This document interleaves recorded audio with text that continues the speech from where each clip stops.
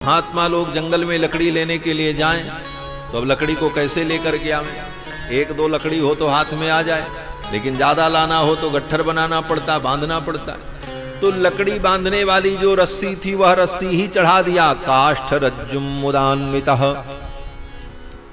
किसी महात्मा ने गूलर की लकड़ी का बना हुआ पीढ़ा भेंट किया, पाटा भेंट कर दिया। जिसके पास जो था, और कुछ महात्मा ऐसे थे जिनके पास कुछ नहीं था, बड़े विरक्त थे महाराज। उन्होंने क्या दिया? विरक्त तो थे लेकिन वे तपस्या के धनी थे। उनके पास भौतिक वस्तुएं नहीं थी, लेकिन वे महात्मा बड़े दुर्धर्ष तपस्वी थे। उन महात्माओं ने कहा, हे कुमारों, ऐसी सुंदर कथा तुमने सुनाई है, हम तुम्हें क्या दें? हमारे पास कोई वस्तु नहीं है, लेकिन हम तपस्वी हैं, तपस्या का बल हमारे पास है। हम आशीर्वाद देते हैं, हमारी तपस्या तुमको लग जाए और इसी प्रकार तुम सदा कथा सुनाते। ऐसा आशीर्वाद दिया। महर्षियों ने अपनी तपस्या दे डाली, आशीर्वाद दिया। आयुष्यम परे प्राहुर्मुदा तत्र महर्षयः। प्रसन्न होकर के उन महर्षियों ने कहा, हे कुमारों, मेरी आयु तुम्हें लग जाए, मेरी तपस्या तुम्हें लग जाए, तुम दीर्घायु हो और ऐसी ही सुंदर कथा सुना करके प्राणियों का कल्याण करते रहो। इस प्रकार जब सब ने आशीर्वाद दिया, कुश और लव बड़े आनंदित हुए। फिर तो महर्षि वाल्मीकि ने कहा बालक कुश और लव से कि बेटा, ये कथा तुमने तो यहां सुनाई, लेकिन अब ये कथा तुमको राम जी के दरबार में सुनानी है। लेकिन दरबार में जाने का मौका तब मिलेगा जब पहले गलियों में घूम घूम करके कथा सुनाओ। इस कथा को गाते हुए तुम्हें घूमना है अयोध्या की गलियों में, और जब रघुनंदन श्री राम बुलावें तो उनके बुलाने पर तुम्हें जाना है और जाकर के उन्हें उनके दरबार में कथा सुनानी। ऐसा कह करके महर्षि वाल्मीकि ने लव कुश को कथा सुनाने के लिए भेजा। कुश और लव अनेक मुनि महात्माओं के साथ आए और अयोध्या की गलियों में घूम घूम करके कथा सुनाने लगे। रथ्यासु राजमार्गेषु। अयोध्या के राजमार्ग पर चलते हुए, वीणा बजाते हुए कथा का गायन करने लगे, कथा का वर्णन करने लगे। अब प्रजा के लोग कथा सुनने के लिए उनके पीछे पीछे चलने लगे। अपार जनसमूह कुश और लव के साथ चलने लगा और आगे आगे कुछ लव कथा का वर्णन करते हुए चल रहे हैं। तब तक इधर से राम जी का रथ आ गया। भगवान श्री राम अपने रथ पर बैठ करके कहीं जा रहे थे। अपार भीड़ को देखा। राम जी ने पूछा अपने परिकरों से, ये भीड़ कैसी है, ये क्या हो रहा है? तो सेवकों ने कहा, महाराज, दो मुनि कुमार आए हैं और वो बड़ा सुंदर गायन कर रहे हैं, कथा सुना रहे हैं। उनकी कथा सुनने के लिए जनता, ये लोग उनके पीछे दौड़ रहे हैं। भगवान श्री राम का रथ वहीं पर रुक गया। भगवान श्री राम ने भी थोड़ी देर तक सुना और फिर राम जी ने अपने परिकरों से कहा कि इनको बुला करके अयोध्या अपने दरबार में ले चलो। ये अयोध्या दरबार में, अपने दरबार में कथा सुनाएं और वहीं संपूर्ण प्रजा भी कथा को सुने। इस तरह से सड़क पर कथा हो, ये सुनने वाले भी चलते चलते थक जाएंगे, सुनाने वाले को भी विश्राम नहीं मिलेगा। अच्छी व्यवस्था में बैठ करके आनंद से कथा हो और सभी लोग सुने। तो भगवान श्री राम के कहने पर सेवकों ने जाकर के लव कुश से निवेदन किया। दोनों भाई राम जी के दरबार में आए। सुंदर व्यासपीठ का निर्माण हुआ। सारी प्रजा बैठ गई और कुश और लव राम कथा का वर्णन करने लगे। ये कथा कई दिनों तक चलती रही। 20 सर्ग की कथा रोज कुश और लव सुनाते थे। रामायण महाकाव्य में 500 सर्ग है और 20 सर्ग की कथा रोज हो तो 25 दिन में रामायण पूरी होगी। और 25 दिन कुश और लव ने यह कथा सुनाई। सच पूछो तो वाल्मीकि रामायण की कथा 25 दिन हो तब पूरी बात कही जा सकती है, क्योंकि लव कुश ने 25 दिन में ही सुनाई। ये तो मजबूरी है कि आज हम नवाह सुनते हैं, 9 दिन में ही करते हैं। 9 दिन का इसके अनुष्ठान का विधान पुराणों में वर्णन है, इसलिए अनुष्ठान रूप में ऐसा हम लोग करते हैं। लेकिन कथा तो बड़ी विस्तृत है महाराज। 20 सर्ग की कथा रोज लव कुश वर्णन करते। और जब पहले दिन की कथा हुई तो 20,000 स्वर्ण मुद्रा राम जी ने दक्षिणा के रूप में लव कुश के सामने भिजवाया। सेवकों से कहा इनको दक्षिणा दो, ऐसी सुंदर कथा सुनाई। 20,000 स्वर्ण मुद्रा दक्षिणा के रूप में जब राम जी ने भेंट करने के लिए दिया तो लव कुश ने कहा यह दक्षिणा हम नहीं लेंगे। क्यों? बोले गुरु जी ने कहा है, महर्षि वाल्मीकि ने कहा था कथा तो सुनाना परंतु दक्षिणा मत लेना। कारण? बोले कथा सुना करके उसके बदले में दक्षिणा लेना ये केवल ब्राह्मण का धर्म है और किसी का धर्म नहीं। कथा तो कोई भी सुना दे, भगवान की कथा कोई भी गावे, उसमें कोई पाप नहीं। ये तो एक भक्ति है। भगवान के गुण को गाना, भगवान के चरित्र को गाना, ये भक्ति है। प्रथम भगति संतन कर संगा, दूसर रति मम कथा प्रसंगा। तो भगवान की कथा को गाना, सुनना और सुनाना ये दोनों भक्ति है और इसका अधिकार सबको है, कोई भी गावे भगवान का चरित्र। गोस्वामी जी महाराज तो कहते ही हैं यह चरित्र जे गावे, कोई भी गावे। जे गावहि हरि पद पावहि, तेन परहि भव गोपा।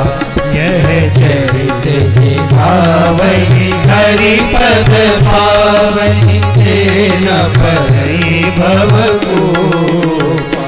हाँ तेन परहि भव गोपा, हाँ तेन परहि भव गोपा। यह चरित्र जे गावे, जे माने कोई भी गाओ, गाने के लिए आपत्ति नहीं है। कोई भी सुनो, सुनने के लिए आपत्ति नहीं है, सबका कल्याण होगा। लेकिन जब इसको गा करके उसके बदले में दक्षिणा और धन प्राप्त करने की प्रवृत्ति आ जाए तब ये दोष बन जाता है। कथा सुना करके उसके बदले में दक्षिणा भेंट प्राप्त हो, यह धर्म केवल ब्राह्मण का। अन्य वर्ण के लोग भी गा सकते हैं, लेकिन उसके बदले में अगर वो दक्षिणा ले रहे हैं तो उन्हें अपराध लग जाएगा, क्योंकि ये धर्म उनका नहीं।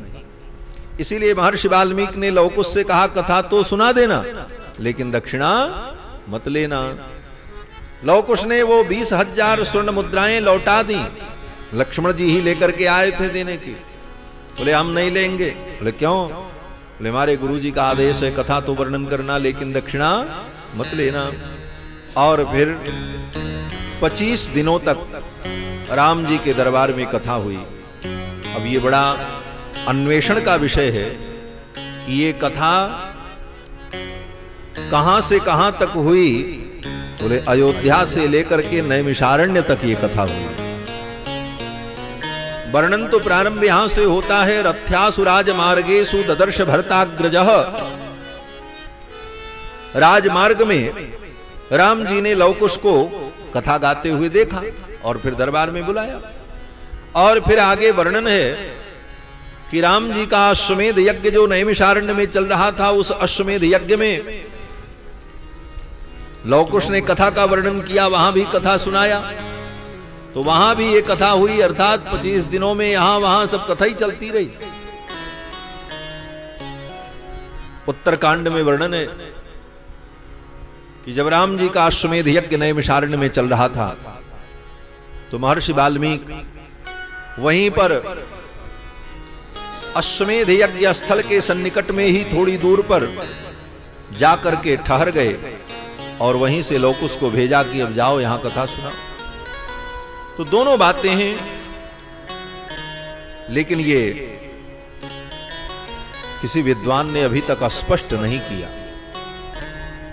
मुझे भी ये जिज्ञासा बहुत दिनों से थी और अपने से श्रेष्ठ अनेकानेक महाविद्वानों के चरणों में मैंने अभी तक निवेदन किया कि भाई इसका क्या समाधान है। ये कथा अयोध्या में लोकुस ने सुनाई कि नैमिषारण्य में सुनाई, लेकिन अभी भी समीचीन उत्तर प्राप्त नहीं हो पाया। अभी तक समीचीन उत्तर प्राप्त नहीं हुआ, क्योंकि रथ्यासु राजमार्गेषु ददर्श भर्ताग्रजः, इस पंक्ति के आधार पर अयोध्या के राजमार्ग पर लोकुश कथा सुना रहे थे, ये वर्णन प्राप्त होता है। और फिर वाल्मीकि रामायण के उत्तरकांड में जाने पर यह पता लगता है कि लोकुश ये कथा नैमिषारण्य में भगवान श्री राम के अश्वमेध यज्ञ में सुना रहे थे। भगवान श्री राम जब यज्ञ यागादि क्रिया से निवृत्त होकर बैठते दरबार में, वहां पूरा दरबार लगता था, क्योंकि यज्ञ तो कोई 1-2 दिन का था नहीं, 1 वर्ष का यज्ञ था। तो 1 वर्ष तक राम जी अकेले तो रहेंगे नहीं वहां पर, तो मंत्री संतरी सिपाही सब वहां थे, सारा राज्य संचालन वहीं से होता था। तो वहां पर उस यज्ञ में कुश और लौ ने कथा सुनाई, ऐसा उत्तरकांड में वर्णन है। तो मुझे तो यही लगता है कि अयोध्या से लेकर के नैमिषारण्य तक कथा ही सुनाई। जब लोकुश कथा का वर्णन करने लगे तो भगवान श्री राम अपने सिंहासन से उतरकर साधारण लोगों के बीच में आकर के बैठकर इस कथा को श्रवण करते। ततस्तुतौ राम वच प्रचोदिता वगायतां मार्ग विधान संपदा, सचापि राम परिषद्गतः सनैर्बुभूषया सक्तमना बभूव। जब लोकुश कथा का वर्णन करने लगे तो भगवान श्री राम अपने सिंहासन से उतरकर साधारण लोगों के बीच में जाकर के बैठ गए और दत्तचित्त होकर इस कथा को श्रवण करने लगे। इस कथा की सबसे बड़ी विशेषता यही है कि इस कथा को स्वयं राम जी ने सुना है। पूरी रामायण कथा को राम जी ने स्वयं सुना है और सुन करके उन्होंने मानो मोहर लगा दी है कि हां यही राम कथा।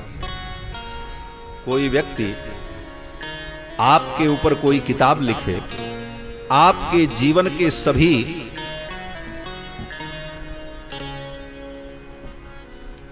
पहलुओं पर विचार करे और लिखे और आपको सुनावे, तो कहीं भी अगर कोई बात गलत होगी तो आप टोक दोगे, भाई ये गलत आपने लिखा, ऐसा मेरे जीवन में नहीं हुआ।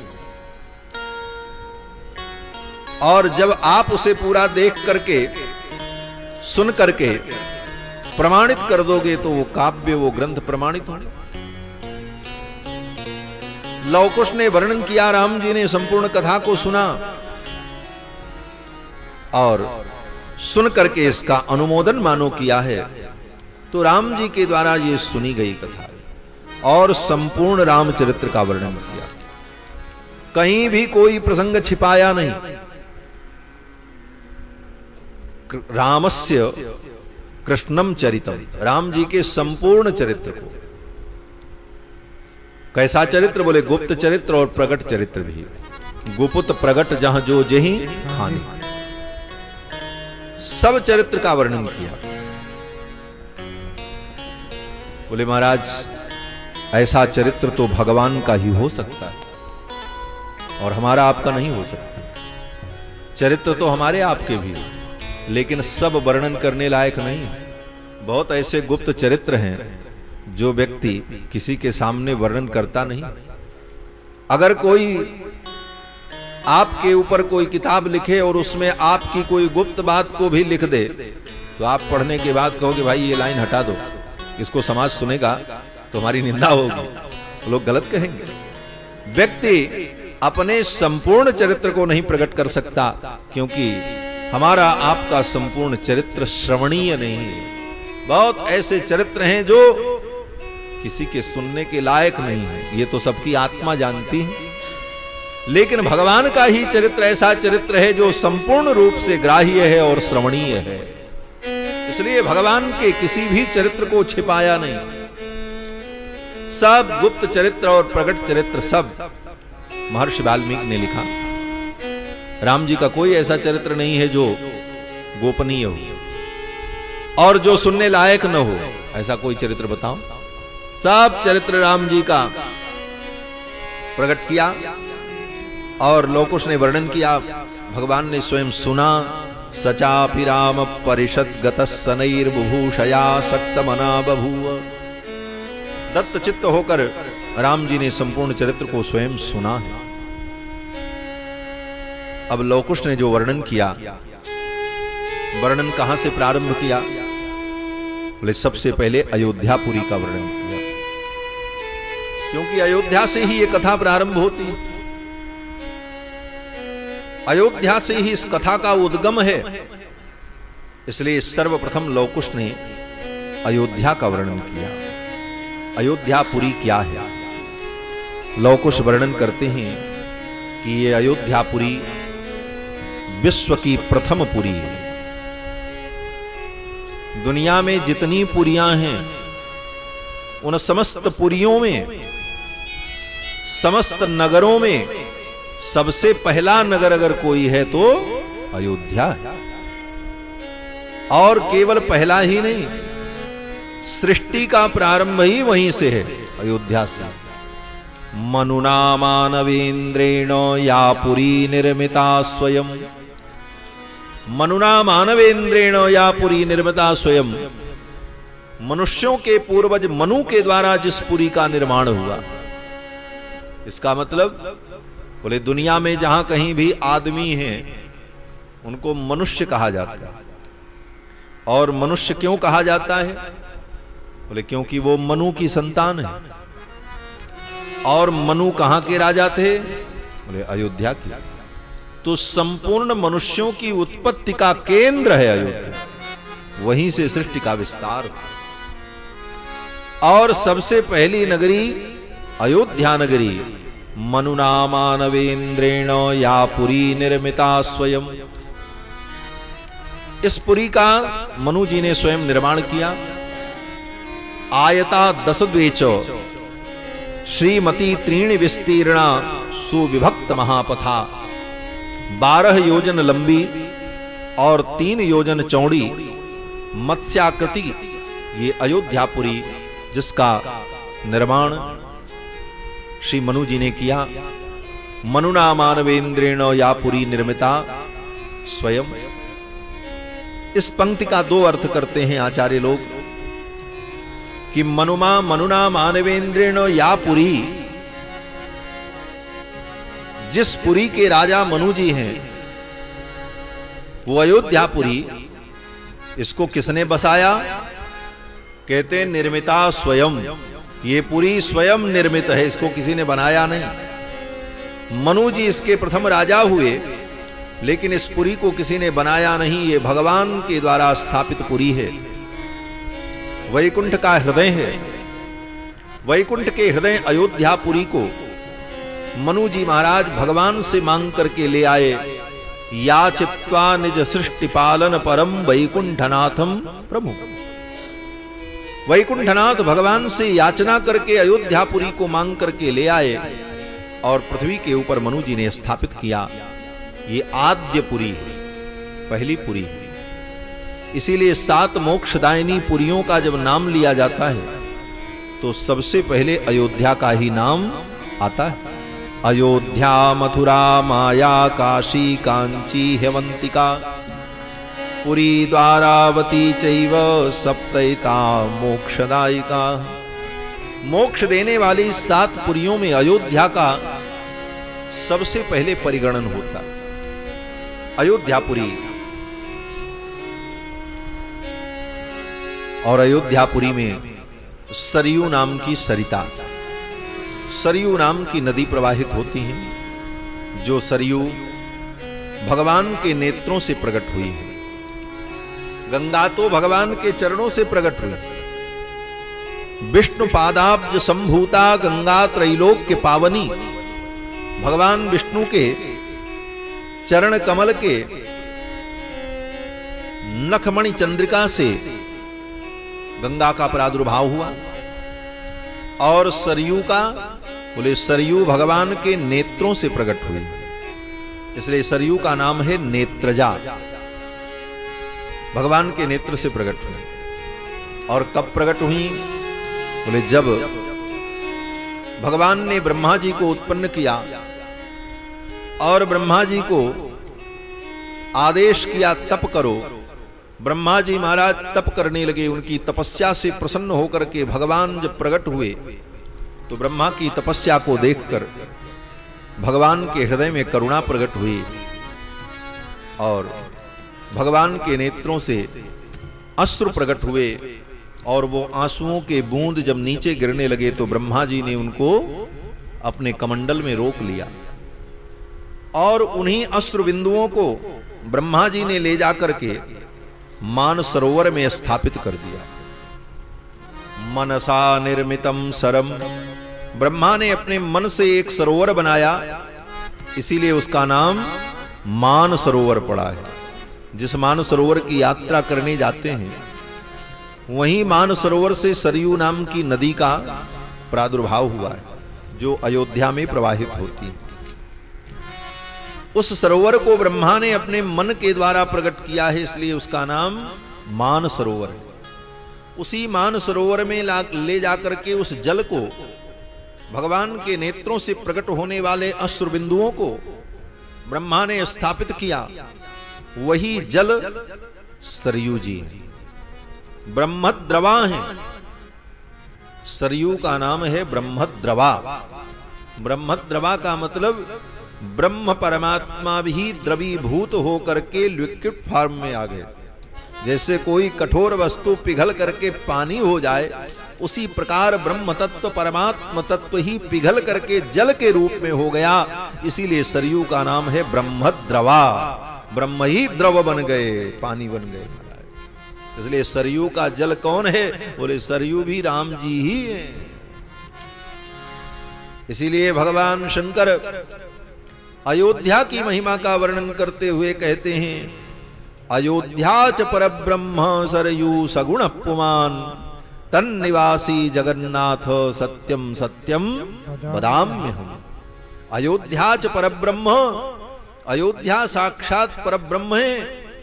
सरयू सगुण पुमान, और सरयू जी कौन है? बोले सगुण ब्रह्म है। भगवान ही पिघल कर द्रव के रूप में होकर के प्रवाहित हो रहे हैं।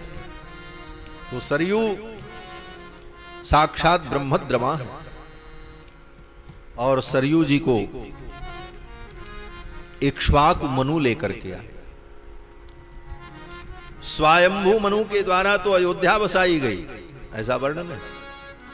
और स्वयंभू मनु के बाद जब इक्ष्वाकु मनु वहां के राजा हुए तो इक्ष्वाकु मनु ने गुरुदेव वशिष्ठ से कहा कि अयोध्या नगरी तो इतनी दिव्य है, लेकिन यहां पर कोई नदी नहीं।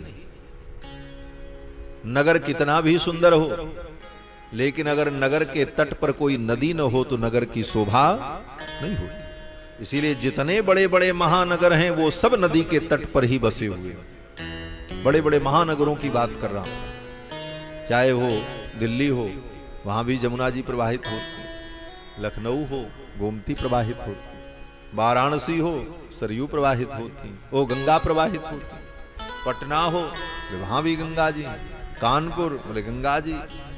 कोई भी नगर जब नदी के तट पर होता है तब वह नगर समृद्ध और कल्याणप्रद होता है। इक्ष्वाकु मनु ने गुरुदेव वशिष्ठ से कहा, गुरुदेव अयोध्या नगरी तो इतनी दिव्य है, लेकिन यहां पर कोई नदी नहीं। और नदी के बिना ये नगर अपूर्ण है। आप कृपा करो, कोई सरिता को बुलाओ, कोई नदी को ले आओ। तो इक्ष्वाकु मनु के कहने पर ब्रह्मा जी के पुत्र श्री वशिष्ठ जी महाराज ने जाकर के तप किया, तपस्या की, और उनकी तपस्या से भगवान जब संतुष्ट हुए तो भगवान से वशिष्ठ जी ने कहा कि आप कृपा करके अयोध्या के लिए कोई सरिता प्रदान करें। तो भगवान ने कहा, मेरे नेत्रों के द्वारा प्रकट जो जल मानसरोवर में स्थापित है वही सरयू नदी के रूप में अयोध्या जाएंगे, लेकिन उसके लिए ब्रह्मा जी से प्रार्थना करो, ब्रह्मा जी कृपा करके सरयू को भेजें। फिर वशिष्ठ जी ने ब्रह्मा जी से प्रार्थना की और फिर सरयू महारानी मानसरोवर से चल करके अयोध्या के लिए आई। वशिष्ठ जी इनको तपस्या करके ले आए, इसीलिए सरयू नदी का एक नाम वासिष्ठी है। ये वशिष्ठ तनया हैं। जैसे भगीरथ ने तपस्या करके गंगा को प्रकट किया तो गंगा का नाम भागीरथी है, उसी तरह वशिष्ठ जी ने सरयू जी को प्रकट किया, इसलिए सरयू का नाम वासिष्ठी पड़ा है। और सरयू के लिए भी वशिष्ठ जी ने कठिन तप किया है। और सरयू जी जब आई तो अनेक ब्रह्मांड का भेदन करते हुए बड़ी बड़ी ऊर्मिमालाओं से संयुक्त उनकी धारा अयोध्या की ओर जब बढ़ी, महाराज देवता आनंदित हो गए, ऋषि मुनि सबने सरयू महारानी की स्तुति की। और फिर सरयू जी अयोध्या नगर को तीन तरफ से, पश्चिम उत्तर पूर्व तीन दिशाओं से अयोध्या नगरी को आवेष्टित करती हुई, अवगुंठित करती हुई सरयू नदी प्रवाहित होती हैं। सरयू की अपूर्व महिमा है। क्या महिमा है? बोले सरयू नदी में स्नान करने मात्र से जीव भगवान के चरणों का अधिकारी हो जाता है, बिना प्रयास के। कोई प्रयास करने की जरूरत नहीं, केवल सरयू स्नान करने मात्र से जीव को भगवान का सान्निध्य प्राप्त हो जाता है, वो भगवान की सन्निकटता को प्राप्त कर लेता है। स्वयं भगवान श्री राम कहते हैं कि सरयू में जो स्नान करेगा वो मेरे सान्निध्य को प्राप्त कर लेगा। जाम जनते बिनहि प्रयासा, जाम जनते बिनहि प्रयासा, मम समीप नर पावहि भासा, मम समीप नर पावहि भासा, जाम जनते बिनहि प्रयासा, जाम जनते बिनहि प्रयासा, जाम जनते बिनहि प्रयासा, जाम जनते बिनहि प्रयासा। भगवान श्री राम कहते हैं, श्री रामचरितमानस रामायण में गोस्वामी तुलसीदास जी महाराज इस पंक्ति को लिख रहे हैं, और ये पंक्ति भगवान के द्वारा उच्चरित है। भगवान कहते हैं, जा मज्जनते बिनहि प्रयासा। जिस सरयू नदी में मज्जन करने मात्र से बिनहि प्रयासा, बिना प्रयास के, मम समीप नर पावहि बासा, जीव मेरे सामीप्य को प्राप्त कर लेता है, मेरे सन्निकट आ जाता है। ऐसी सरयू की अपूर्व महिमा है। अयोध्यापुरी का दिव्य वर्णन किया, सरयू जी का वर्णन किया, और अयोध्या नगर में कैसा राजपथ है, कैसे सुंदर सुंदर प्रासाद हैं, कैसे सुंदर उपवन हैं, और वहां की समृद्धि कैसी है, ये सब लव कुश ने वर्णन किया। हमारे यहां अयोध्या में संत जन अयोध्या की महिमा का वर्णन करते हुए एक पद गाते हैं। आइए हम लोग भी इस पद का अनुभव करते हैं।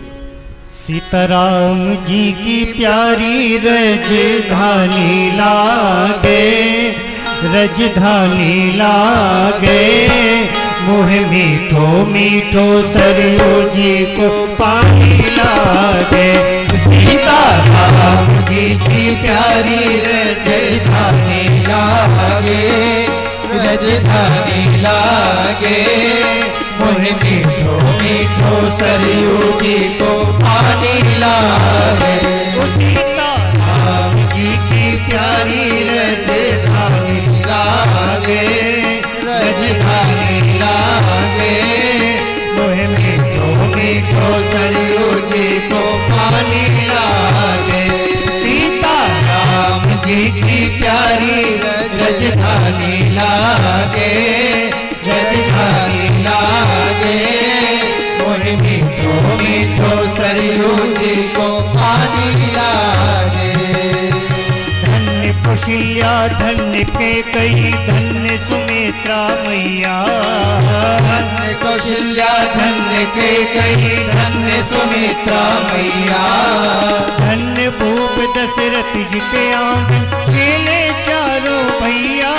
जी खेले चारों भैया, हो जी खेले चारों भैया। मीठी कोतली रसीली प्रभु की बानी लागे, प्रभु की बानी लागे। मोहे मीठो मीठो सरयू जी को पानी लागे। सीता राम जी की प्यारी राजधानी लागे, राजधानी लागे। मोहे मीठो मीठो सरयू जी को पानी लागे। सीता राम जी की प्यारी राजधानी लागे, राजधानी लागे। मोहे मीठो मीठो सरयू जी को पानी लागे। छोटी छावनी रंग महल हनुमान गढ़ी अति सुंदर। छोटी छावनी रंग महल हनुमान गढ़ी अति सुंदर। छोटी छावनी रंग महल हनुमान गढ़ी अति सुंदर। छोटी छावनी रंग महल हनुमान गढ़ी अति सुंदर। स्वयं जगत के मालिक बैठे कनक भवन के अंदर। स्वयं जगत के मालिक बैठे कनक भवन के अंदर। सीता राम जी की शोभा सुखदानी लागे, सुखदानी लागे। मोहे मीठो मीठो सरयू जी को पानी लागे। सीता राम जी की प्यारी राजधानी लागे, राजधानी लागे। मोहे मीठो मीठो सरयू जी को पानी लागे।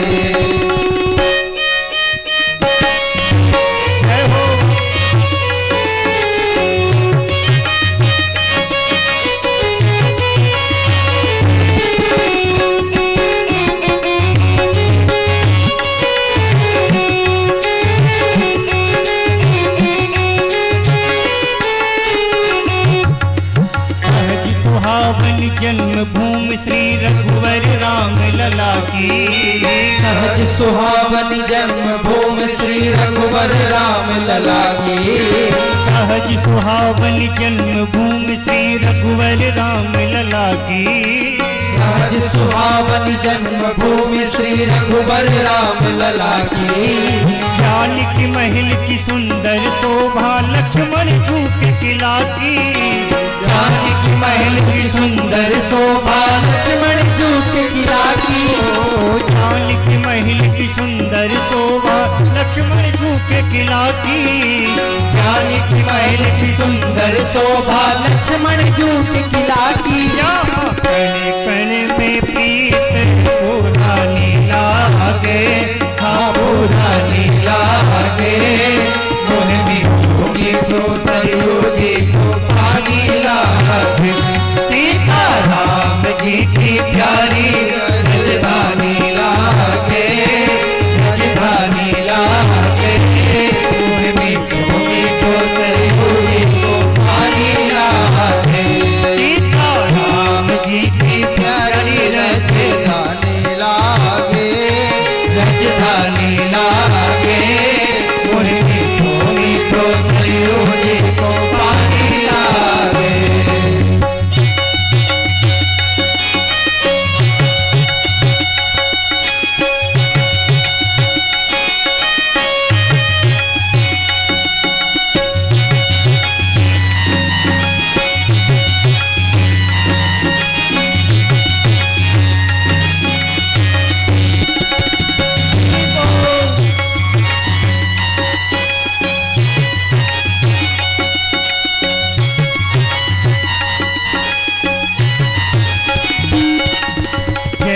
सिया राम दंडवत भैया मधुरी वाणी बोले।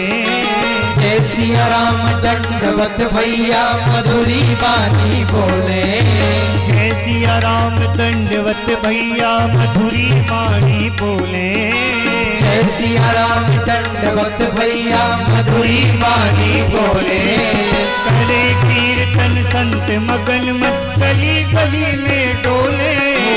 करे कीर्तन संत मगन मत गली गली में डोले। हाजी गली गली में डोले। होगी गली गली में डोले। सीताराम नाम धुन प्यारी मस्तानी लागे। मस्तानी लागे। तो सरियों को पानी लागे। सीताराम जी की प्यारी रजधानी लागे। रजधानी लागे। मीठो सरियों को पानी लागे। सीताराम जी की प्यारी रजधानी लागे।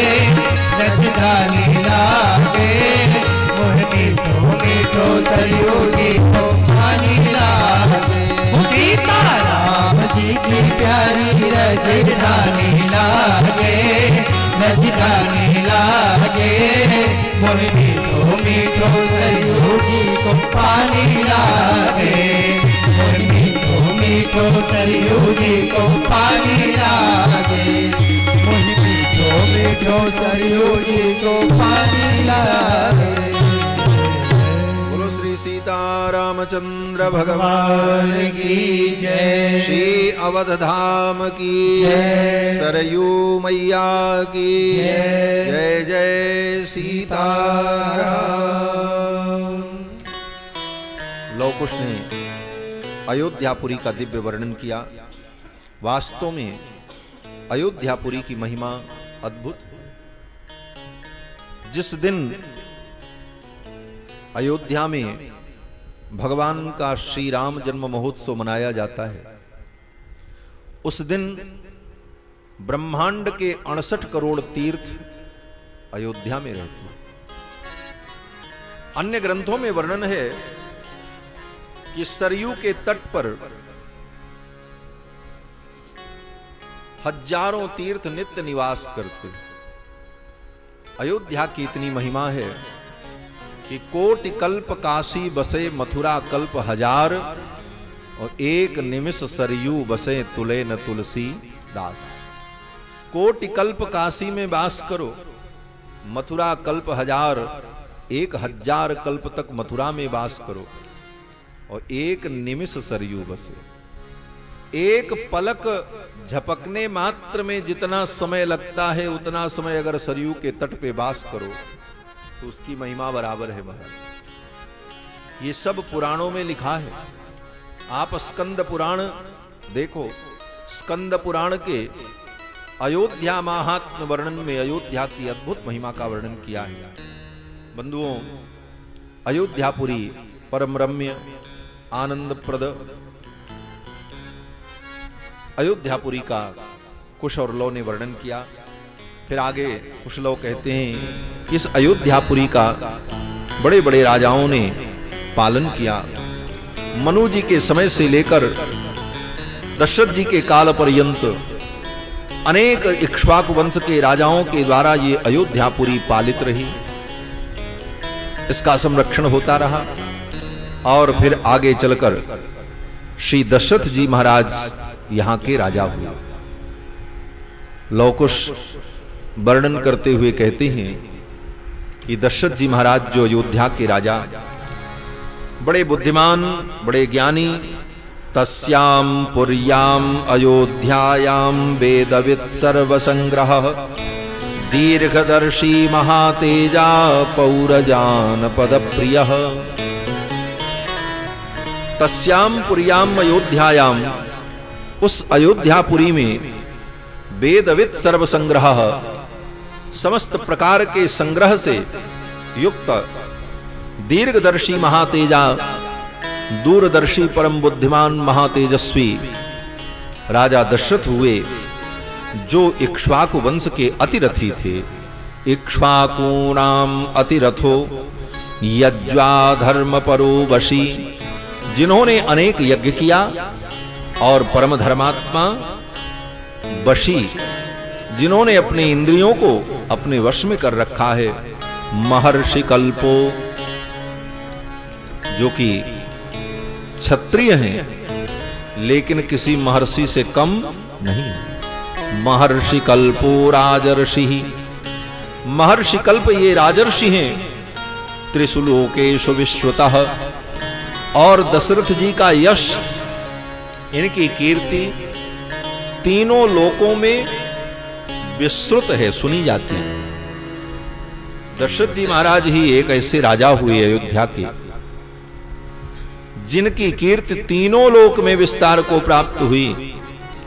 यहां तक कि स्वर्ग में भी महाराज दशरथ का इतना सम्मान कि श्री दशरथ जी महाराज स्वर्ग में जाएं तो इंद्र उनको अपनी गद्दी पर बैठा। किसी राजा के यहां दूसरा राजा जाए तो राजा अधिक सम्मान देता है तो यही करता है कि अपने बराबर दूसरी गद्दी लगवा देता है, अपनी गद्दी पर नहीं बैठा।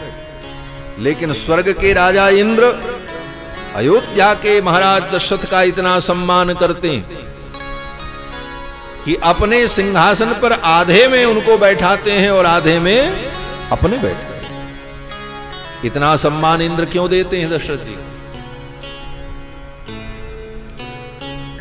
इंद्र तो किसी को महत्व देने वाले नहीं हैं, लेकिन महाराज दशरथ को इतना महत्व क्यों देते हैं? क्योंकि इंद्र देवराज हैं, देवताओं के राजा हैं, और भविष्य को जानने वाले हैं। इंद्र जानते हैं कि इन्हीं के कुल में परब्रह्म परमात्मा अवतरित होंगे, ये भगवान के पिता बनेंगे। परब्रह्म परमात्मा इनके पुत्र बनकर के चार चार रूपों में प्रकट होंगे। इसलिए इंद्र भी महाराज को इतना आदर देते हैं कि अपने सिंहासन में आधी जगह उनको देते हैं, आधे में अपने बैठते हैं। इतना सम्मान है महाराज दशरथ का स्वर्ग में। और लोगों की क्या बात कही जाए। महाराज दशरथ के चरित्र का, इनकी योग्यता का, इनके यश कीर्ति का वर्णन करते हुए गोस्वामी तुलसीदास जी महाराज दो चौपाइयों में दशरथ जी के गंभीर चरित्र को, महनीय चरित्र को गुंभित करते हैं। अवधिपुरी रघुकुल मनिराऊ, अवधिपुरी रघुकुल मनिराऊ, वेद विदित तेहि दशरथ नाऊ, वेद विदित तेहि दशरथ नाऊ।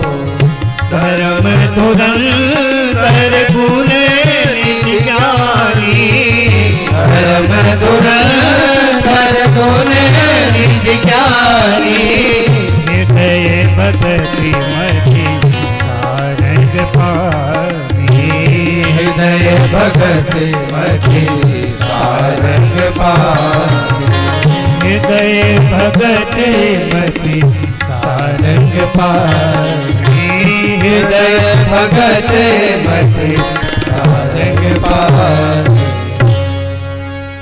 अवधपुरी रघुकुल मनिराऊ, वेद विदित तेहि दशरथ नाऊ, धर्म धुरंधर गुण निधि ज्ञानी, हृदय भगति मति सारंग पाणी। इन दो चौपाइयों में दशरथ जी के संपूर्ण व्यक्तित्व का प्रकाश है।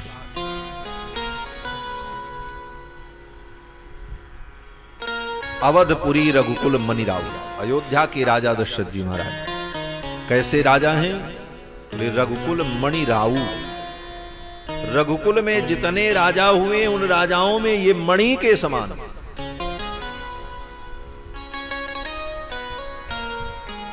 सर्वश्रेष्ठ है रघुकुल मनिराऊ।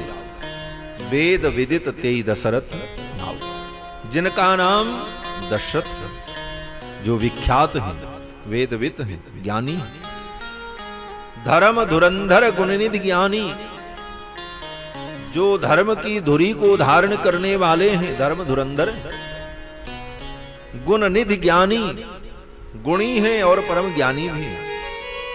हृदय भगति मति सारंग पाणी, और भगवान की भक्ति इनके हृदय में है, और मति बुद्धि सारंग पाणी भगवान के चरणों में लगी रहे। अर्थात कर्म ज्ञान भक्ति इन तीनों से युक्त है।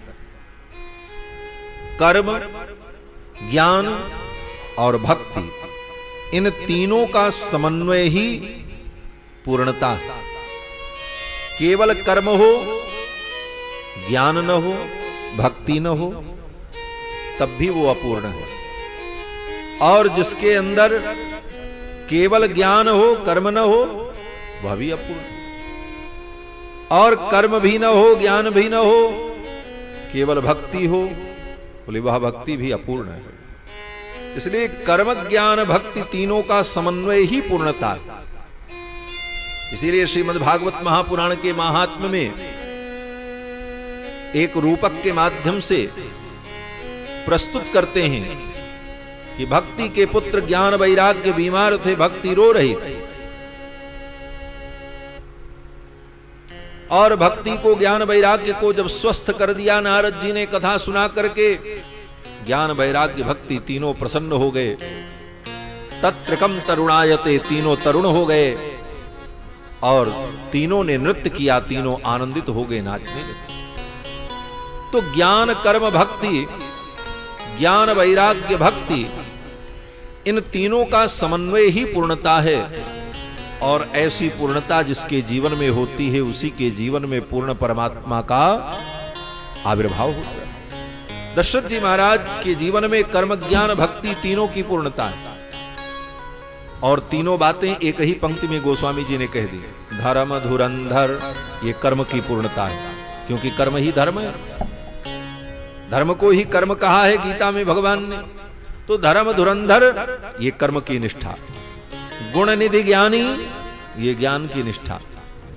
और हृदय भगति मति सारंग पाणी, ये भक्ति। तो कर्म ज्ञान भक्ति, ये तीनों इनके जीवन में समन्वित है। और समन्वित ही नहीं है, ये तीनों प्रकट हैं इनके जीवन में। और ये तीनों कौन हैं? बोले कर्म ज्ञान भक्ति ही मानो इनकी तीन रानियां हैं, कौशल्या, कैकेयी, सुमित्रा। अब कौन कौन हैं? आचार्य जन कहते हैं ज्ञान शक्तिश्च कौशल्या। कौशल्या जी कौन है? ज्ञान शक्ति। और सुमित्रोपासनात्मिका, सुमित्रा जो है उपासना है, उपासना माने भक्ति। और क्रिया शक्तिश्च कैकेयी, और कर्म स्वरूपिणी कौन है? बोले कैकेयी है। और दशरथ जी महाराज कौन है? बोले वेदो दशरथो नृप। मानो दशरथ जी महाराज वेद स्वरूप है, वेदविद सर्वसंग्रह।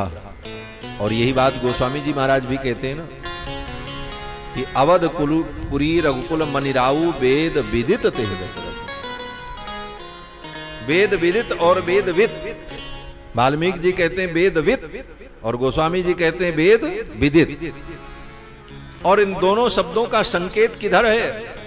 बोले इन दोनों शब्दों का संकेत यही है कि साक्षात वेद ही मानो दशरथ जी के रूप में प्रकट हैं।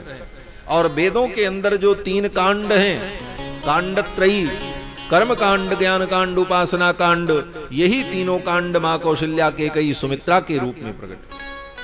और इनके द्वारा भगवान का जो प्रादुर्भाव हुआ, भगवान वेद वेद्य हैं, वेद के द्वारा ही भगवान जानने योग्य हैं।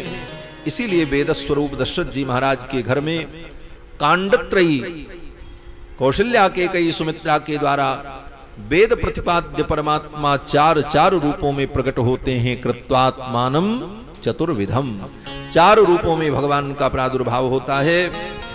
लेकिन कैसे होता है? तो महाराज इतना सरल नहीं है। दशरथ जी महाराज वेदविद हैं, इनकी तीनों रानियां। दशरथ जी महाराज परम धर्मात्मा, कर्म ज्ञान भक्ति की निष्ठा से परिपूर्ण।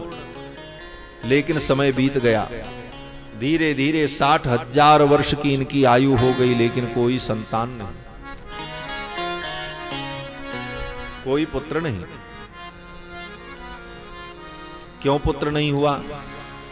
60,000 वर्ष बीत गए, इतने बड़े धर्मात्मा, फिर भी इनको संतान की प्राप्ति नहीं हुई। जो पापी होता है, जिसके जीवन में पाप कर्म होता है, उसे संतान सुख नहीं होता। लेकिन ये तो धर्मात्मा है, धर्म धुरंधर गुण निधि ज्ञानी, और इनको पुत्र सुख नहीं, संतान की प्राप्ति नहीं हुई। क्या कोई पाप प्रतिबंधक था? बोले पाप प्रतिबंधक नहीं था, वे तब बोले पुण्य प्रतिबंधक था। बोले पुण्य के कारण इनको पुत्र नहीं हो रहा था। बोले महाराज पुण्य के कारण भी पुत्र नहीं होता? बोले हाँ, ऐसी भी स्थिति बनती है, लेकिन सबके साथ नहीं, किसी विशेष पुण्यात्मा के साथ। और ऐसे विशेष पुण्यात्मा श्री दशरथ जी। कारण बोले इसको आप ऐसे समझो कि दशरथ जी महाराज जितने बड़े पुण्यात्मा हैं, उनका पुत्र जो जीव बने, जो जीवात्मा उनका पुत्र बन करके आवे, वो जीवात्मा भी उसी कोटि का पुण्यात्मा हो, तभी तो उनका पुत्र बनेगा। भाई ऐसे उत्तम पुण्यात्मा का पुत्र बनने के लिए भी तो पुण्यात्मा होना चाहिए, है? इसीलिए गीता में भगवान ने कहा, बड़े बड़े ऐश्वर्य वैभव संपन्न कुल में जो जीव जन्म लेता है, वो जीव भी साधारण नहीं होता। शुचीनाम श्रीमताम गेहे योग भ्रष्टो विजायते। बड़े बड़े पवित्र कुल में, धनवंत कुल में, श्रीमान के कुल में जो जीव पैदा होता है, वह भी साधारण नहीं होता।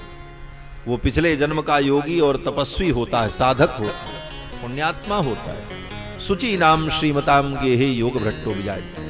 तो दशरथ जी महाराज के घर में शुचि नाम श्रीमताम गेहे, इतने पवित्र और श्रीमान के कुल में कोई जीव पैदा हो, तो उस जीव के अंदर भी इतनी योग्यता हो, उतना बड़ा पुण्यात्मा हो, तब न इनका बेटा बने। आपको बतावें कि ब्रह्मा जी महाराज ने अपनी संपूर्ण सृष्टि में ढूंढा, लेकिन कोई जीव, कोई जीवात्मा ऐसा पुण्यवान नहीं मिला जिस पुण्यवान जीव को वो दशरथ जी का बेटा बना करके भेज सके। इसीलिए आज तक बेटा नहीं हुआ। पूरे ब्रह्मांड में ढूंढने पर ब्रह्मा जी को कोई जीव नहीं मिला जिस जीवात्मा को, जिस आत्मा को पुत्र बना करके भेजें। इसीलिए 60,000 वर्ष विलंब हुआ। और अंत में ढूंढने पर जब ब्रह्मा जी सफल नहीं हुए, कोई आत्मा पुण्यात्मा नहीं मिली उस स्तर की, तब भगवान स्वयं इनके पुत्र बन करके आने को तैयार हुए। अब भाई जब कोई आत्मा उतनी श्रेष्ठ पुण्यात्मा नहीं है, तो अब परमात्मा को ही आना पड़ेगा। इसीलिए परमात्मा ही पुत्र बन करके आए।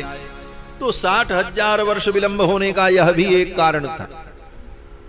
दूसरी बात, 60,000 वर्ष की अवस्था जब दशरथ जी की हो गई, तब दशरथ जी ने पुत्र की प्राप्ति के लिए चिंता की।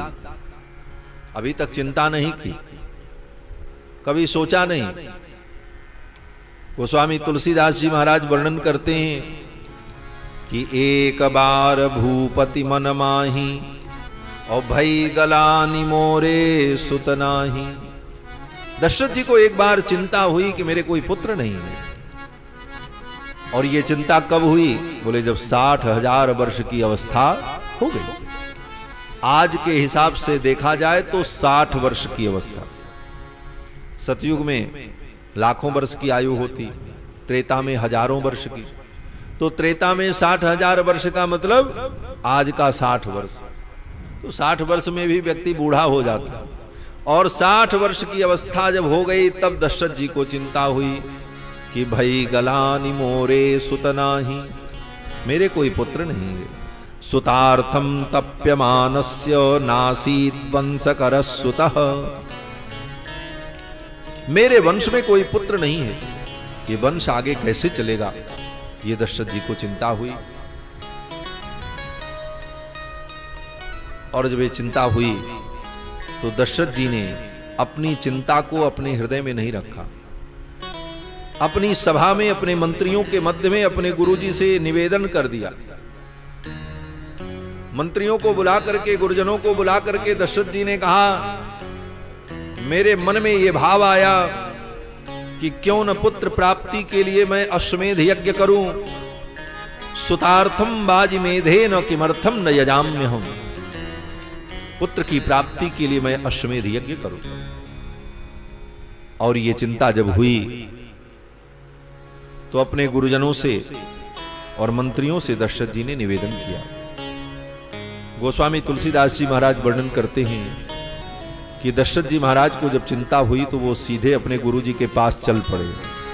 एक बार भूपति मन माही, एक बार भूपति मन माही, भय गिलानि मोरे सुत नारी, भय गिलानि मोरे सुत नारी।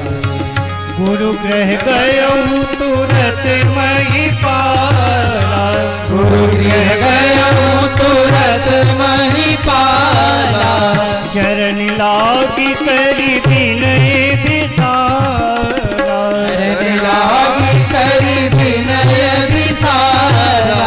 निज दुख सुख सब गुरु ने सुनायो, निज दुख सुख सब गुरु ने सुनायो। कहीं वशिष्ठ बहुविधि समझायो, कहीं वशिष्ठ बहुविधि समझायो। गुरु के चरणों में जाकर के अपने दुख सुख को निवेदन किया। निज दुख सुख सब गुरु ही सुनाया। गुरु जी को सुनाया और गुरु जी ने तुरंत समाधान कर दिया। गुरु जी ने कहा, चिंता मत करो, धीर धरो हुई हैं सुत चारी। गोस्वामी तुलसीदास जी महाराज ऐसे महान कवि हैं जिन्होंने एक बिंदु में सिंधु को समाहित कर दिया। वाल्मीकि जी कौन है? बोले वाल्मीकि जी ने तो गागर में सागर भर दिया। यही कहा जाए कि राम जी का चरित्र जो सागर के समान अनंत है, ऐसे राम जी के अनंत सागर चरित्र को, समुद्र के समान विशाल चरित्र को एक गागर में भर दिया, एक घटे में भर दिया। तो वाल्मीकि जी तो ऐसे महान कवि हैं जिन्होंने राम जी के चरित्र रूपी सागर को गागर में भर दिया। लेकिन गोस्वामी तुलसीदास जी महाराज तो ऐसे महान कवि हैं जिन्होंने भगवान के चरित्र रूपी सिंधु को एक बिंदु में समाहित कर दिया। ये कला तो गोस्वामी जी के अंदर है। महर्षि वाल्मीकि जितनी कथा को, जितने विषय को 5 सर्गों में, 4 सर्गों में वर्णन करते हैं, उतनी कथा को गोस्वामी तुलसीदास जी ने अपनी काव्य कला के द्वारा 4 चौपाइयों में ही समाहित कर। उतनी कथा 4 चौपाई में, यही बिंदु में सिंधु का समावेश है। कथा इतनी लंबी कि दशरथ जी के मन में अश्वमेध यज्ञ की इच्छा हुई। गुरुदेव से निवेदन किया और गुरुदेव से कहा कि आपके नेतृत्व में यज्ञ हो, कोई कमी न हो। फिर सुमंत्र जी कहते हैं कि इस यज्ञ को कराने के लिए श्रृंगी ऋषि को बुलाना पड़ेगा, क्योंकि मुनियों के द्वारा मैंने सुना है। और फिर श्रृंगी ऋषि की कथा आती है। फिर श्रृंगी ऋषि को बुलाने के लिए दशरथ जी महाराज अपनी 3 रानियों को लेकर, सेना सैनिकों को लेकर अंग देश की यात्रा करते हैं। और अंग देश में जाकर के 1 सप्ताह रुकते हैं। और फिर अंग देश के राजा रोमपाद के द्वारा रोमपाद जी से निवेदन करते हैं कि आप अपनी बेटी और दामाद को हमारे साथ विदा कर दो। महाराज रोमपाद के दामाद श्रृंगी महर्षि को और बेटी शांता को लेकर के दशरथ जी आते हैं। उनके आने के कई महीने बाद श्रृंगी जी अयोध्या में आ गए और कई महीना बीत गया। कितने महीने? बोले कई महीने बीत गए। बहुत थे काले कस्मिश्चित सुमनोहरे। जब सुंदर मुहूर्त आया तब अश्वमेध यज्ञ प्रारंभ हुआ। और फिर अश्वमेध यज्ञ 1 वर्षों तक चला। फिर अश्वमेध यज्ञ जब समाप्त हुआ तब पुत्र कामेष्टि यज्ञ हुआ। और तब पुत्र कामेष्टि यज्ञ में अग्नि देवता चरु लेकर के प्रकट हुए और उस चरु के भक्षण से माताएं गर्भवती हुई। इतनी बड़ी कथा ये तो मैंने संक्षेप में आपको बताया, महर्षि वाल्मीकि ने कई सर्गों में इसका वर्णन किया। इतनी कथा को गोस्वामी जी महाराज केवल 4 चौपाई में निबद्ध कर रहे हैं। धरहु धीर हुई है सुत चारी, धरहु धीर हुई है सुत चारी, त्रिभुवन विदित भगत भयहारी, त्रिभुवन विदित भगत भयहारी। श्रृंगी ऋषि वशिष्ठ बुलावा, श्रृंगी ऋषि वशिष्ठ बुलावा, पुत्र काम शुभ यज्ञ करावा, पुत्र काम शुभ यज्ञ करावा, भक्ति सहित मुनि आओ, भक्ति सहित मुनि आओ, प्रगटे अगिन करू कर दीने, प्रगटे अगिन करू कर दीने। जो वशिष्ठ कछु हृदय विचारा, जो वशिष्ठ कछु हृदय विचारा, सकली काजु भाव सिद्ध तुम्हारा, सकल काजु भाव सिद्ध तुम्हारा, यह भी बाटे देहु नित जाई, यह भी बाटे देहु नित जाई, यथा जोग जही भाग बनाई, यथा जोग जही भाग बनाई। संपूर्ण कथा इन्हीं चौपाइयों में गोस्वामी जी ने निबद्ध कर दिया। गुरु गृह गयो तुरत महिपाला, चरण लाग कर विनय विशाला, निज दुख सुख सब गुरु ही सुनायो। और फिर गुरु जी ने समझाया और तब तक बोले श्रृंगी ऋषि वशिष्ठ बुलावा, पुत्र काम शुभ यज्ञ कराओ। यज्ञ हो गया और यज्ञ होने में भी देर नहीं लगी। भगत सहित मुनि आहुत दीने, प्रगटे अगिन चरु कर लीने। एक ही चौपाई में सब कथा आ गई। ये गोस्वामी जी का काव्य कौशल है कि एक बिंदु में सिंधु को समाहित कर दिया। श्रृंगी महर्षि के द्वारा यज्ञ का संपादन होता है। पहले अश्वमेध यज्ञ हुआ, सरयू जी के तट पर अश्वमेध यज्ञ हुआ। सरज्वाश्चोत्तरे तीरे यज्ञ भूमिर विधीयताम। सरयू के उत्तर तट पर मनोरमा नाम की जो नदी है, उस नदी के तट पर अश्वमेध यज्ञ हुआ। अयोध्या में 5 नदियां हैं। पंचनद्य सरस्वती। 5 नदियां कौन कौन हैं? बोले एक तो मनोरमा है, और मनोरमा के बाद दूसरी नदी कुटिला, और तीसरी सरयू,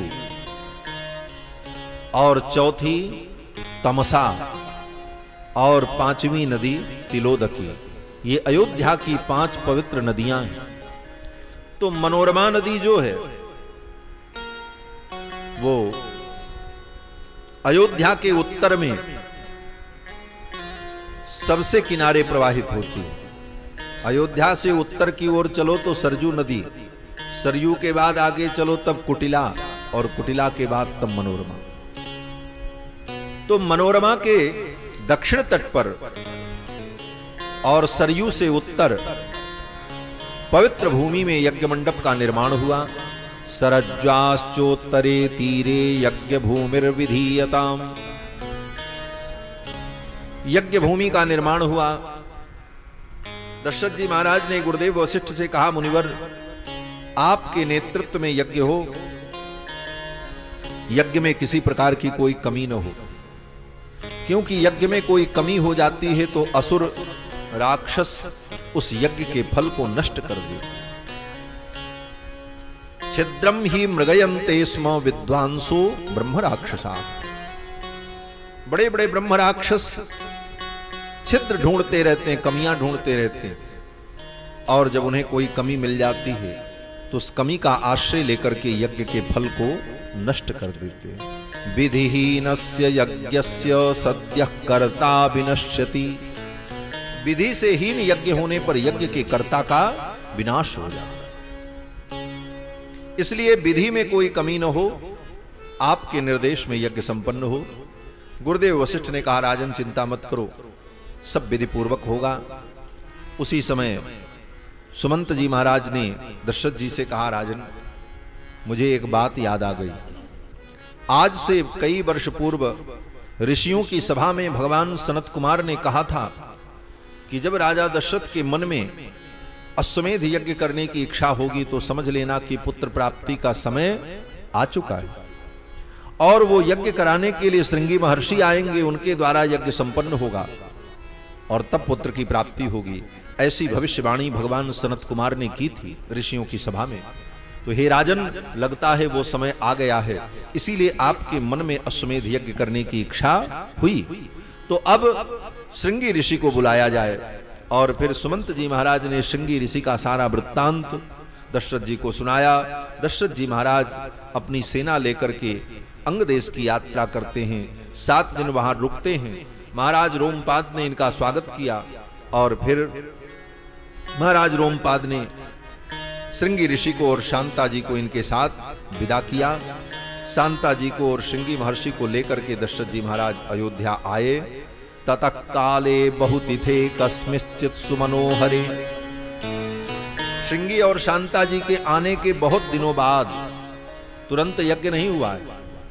श्रृंगी महर्षि आ गए, शांता जी आ गई। ततः काले बहुतिथे, बहुत दिन बीतने के बाद, कस्मिश्चित् सुमनोहरे, सुंदर मुहूर्त जब आया तो बसंते समनुप्राप्ते, बसंत ऋतु में राज्ञो यष्टुम मनोभवत, तब यज्ञ करने का मन बना, तैयारी हुई। श्रृंगी महर्षि के आने के कई महीने बाद बसंत ऋतु में यज्ञ का मुहूर्त निकला और तब बसंत ऋतु में अश्वमेध यज्ञ दशरथ जी महाराज ने किया है। और फिर अश्वमेध यज्ञ के बाद पुत्र कामेष्टि यज्ञ का वर्णन है। फिर भगवान श्री राम का प्रादुर्भाव। तो बस आज इतना ही। कल की कथा में राम जी का जन्म महोत्सव हम लोग मनाएंगे। कल कथा में तीसरा दिन है। बड़े धूमधाम से राम जी का जन्म महोत्सव मनाया जाएगा। आज तक की कथा तो राम जी के अवतार की भूमिका मात्र है। कथा तो कल से ही शुरू होगी। भाई राम जी का जन्म होगा, फिर भगवान की बाल लीला, विवाह लीला, इन लीलाओं का हम लोग चिंतन करेंगे। तो आज बस इतना ही। आइए भगवान नाम संकीर्तन कर लें, शेष चर्चा कल के सत्र में। बोलो श्री सीतारामचंद्र भगवान की जय, श्री हनुमान जी महाराज की जय, श्री जगन्नाथ भगवान की जय। जय जय सीताराम। श्री राम जय जय राम, श्री राम जय जय राम, श्री राम जय जय राम, श्री राम जय जय राम, श्री राम जय जय राम, श्री राम जय जय राम, श्री राम जय जय राम, श्री राम जय जय राम, श्री राम जय जय राम, श्री राम जय जय राम। सीताराम जय सीताराम, सीताराम जय सीताराम, सीताराम जय सीताराम, सीताराम जय सीताराम, श्री राम जय जय राम, सीताराम जय सीताराम, सीताराम जय सीताराम, सीताराम जय सीताराम, सीताराम जय सीताराम, सीताराम जय सीताराम। राम श्री राम जय जय राम। श्री राम जय राम जय राम। आरती अवध बिहारी की लखन सिय जनक दुलारी की। आरती अवध बिहारी की लखन सिय जनक दुलारी की। शीस पर कीट मुकुट सोहे सोहे चंद्रिका की छवि मन मोहे मोहे। लखन सेवा बलिहारी की आरती अवध बिहारी। आरती अवध बिहारी की लखन सिय जनक दुलारी की। कपोलन पैर के झलके हसन पे बिजली सी चमके चमके। रेख कजरारे नैनन की आरती अवध बिहारी। आरती अवध बिहारी की लखन सिय जनक दुलारी की। धन्य सरयू निर्मल नीरा नीरा भरत पुरल मीरा मीरा। चरण सेवा धनुधारी की आरती अवध बिहारी। आरती अवध बिहारी की लखन सिय जनक दुलारी की। जिए युग श्यामलता जोड़ी जोड़ी भजोरे मन सब माया थोड़ी थोड़ी। जैसे युगल बिहारी की आरती अवध बिहारी। आरती अवध बिहारी की लखन सिय जनक दुलारी की। लखन सिय जनक दुलारी की। लखन सिय जनक दुलारी। आराधिक्यं समर्पयामि जलेन शीतलीकरणम्। आराधिक्यं ग्रहणं पुष्पै देवाभिवन्दनम्। हरि ओम्। यज्ञेन यज्ञमयजन्त देवास्थानि धर्माणि प्रथमान्यासन्ना। तेनाकं महिमानः सचन्त यत्र पूर्वे साध्याः सन्ति देवाः। ओम रामाय रामभद्राय रामचन्द्राय वेदसे रघुनाथाय नाथाय सीताया पतये नमः। ओम नाना सुगंध पुष्पाणि यथा कालोद्भवानि च पुष्पाञ्जलिर्मया दत्त गृहाण परमेश्वर। मन्त्रपुष्पाञ्जलिं समर्पयामि श्री पुराण पुरुषोत्तमाय नमः। श्री सीतारामचंद्राभ्यां नमः। बोले उद्यानाथ भगवान की जय। नाथ भगवान की जय। राम कथा ज्ञान यज्ञ की जय। सत्य सनातन वैदिक धर्म की जय। अखंड भारत वर्ष की जय। भाष्यकार रामानुज स्वामी जी महाराज की जय। स्वामी जी महाराज की जय। जय जय सीताराम। राम।